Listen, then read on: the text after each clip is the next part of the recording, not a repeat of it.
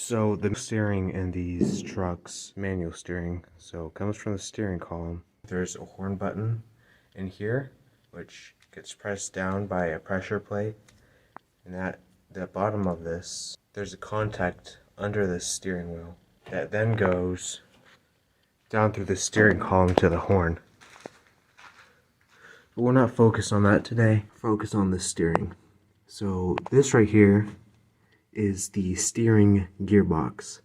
Steering column comes through here, and there's grease inside this box that helps it steer. This side here, on the inside, there's a arm called a Pittman arm. So what the Pitman arm basically does is it pulls on that one part of the wheel. It pulls it either this way to turn right or this way back to turn left. This right here is the Pitman arm. You can see it connects to there, and it helps them turn.